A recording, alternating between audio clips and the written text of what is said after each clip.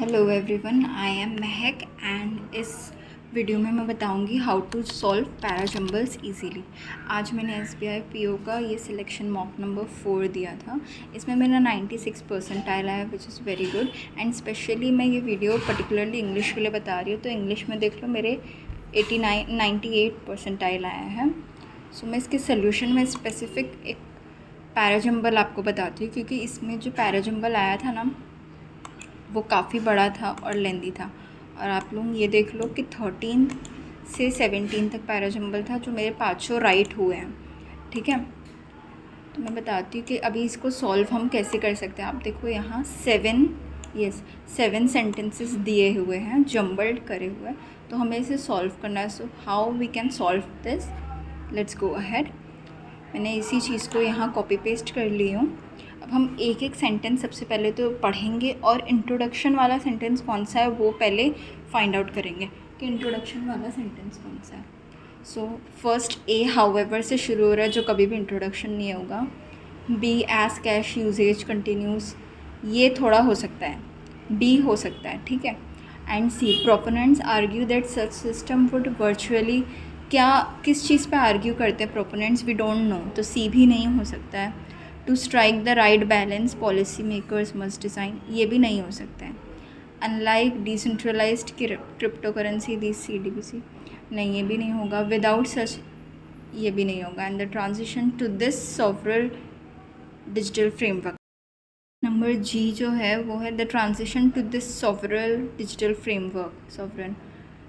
Sovereign digital framework, कौन सा digital framework, तो ये दिस है, यानी इसकी बात पहले हो चुकी है, यहाँ दिस लिखा हुआ है, तो ये भी नहीं होगा। तो एक ही ऑप्शन बचता है बी, तो हम बी को ही इंट्रोडक्शन मानेंगे एज ऑफ नाउ। सो अभी इसी के साथ हम आगे बढ़ते हैं। देन अभी नेक्स्ट हम लोग, इसके बाद मैंने बनाया कि इंट्रोडक्शन हमको पता चल गया, उसके बाद पॉजिटिव, यानी इंट्रोडक्शन पता चला कोई कॉन्सेप्ट है, उसके क्या फ़ायदे हैं हम ये जानेंगे, ठीक है। और उसके बाद हम देखेंगे कि उसमें कोई प्रॉब्लम आ रही है क्या, फिर उस प्रॉब्लम का क्या सोल्यूशन निकल रहा है, क्या कंक्लूजन बन रहा है वो। तो अभी हम लोग पॉजिटिव इसके देखेंगे। तो एज कैश यूजेज कंटिन्यूस, इसमें बता रहा है कि सेंट्रल बैंक डिजिटल करेंसी खुद की लॉन्च करना चाह रही है।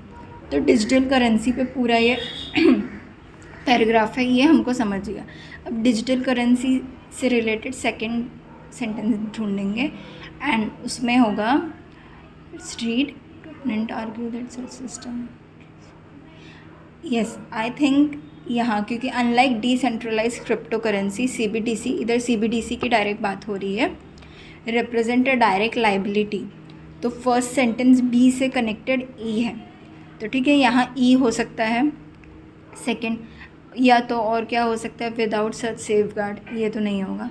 The transition to this sovereign, ये भी हो सकता है कि इस फ्रेमवर्क को में ट्रांजिशन करेंगे तो बहुत सारे बेनिफिट्स होंगे, पर्टिकुलरली यहाँ तो बेनिफिट्स की बात हो रही है, तो ई या जी हो सकता है। Proponents argue that such system, ये तो ऐसा लग रहा है कि ये कोई बीच वाला सेंटेंस है।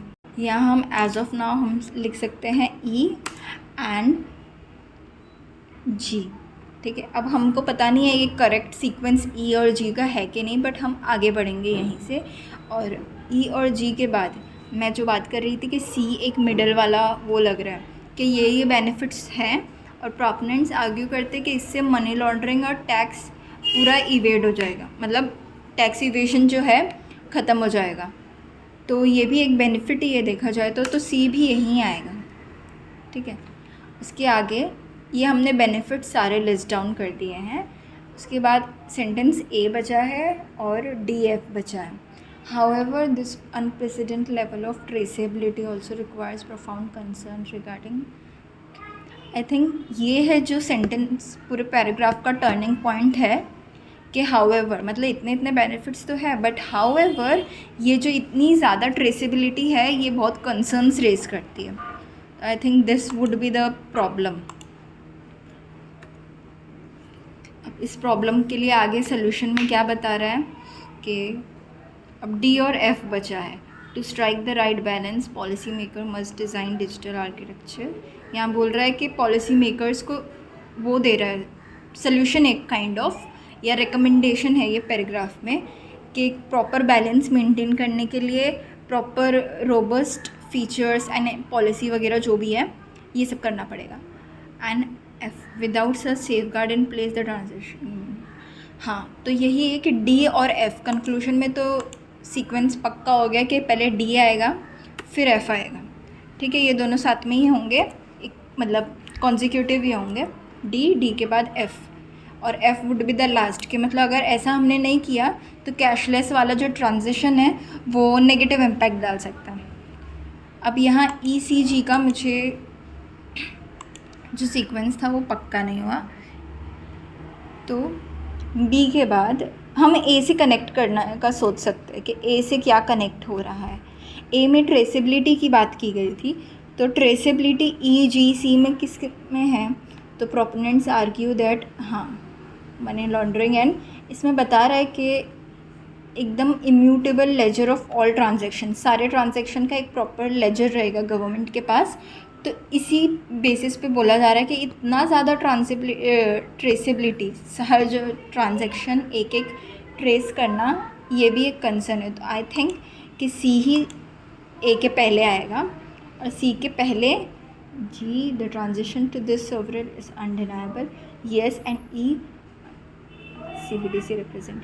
येस, यही हमारा अब हमारा सीक्वेंस क्या बनेगा. Final sequence would be the introductory part, then CBDC वाला सेकेंड सेंटेंस E,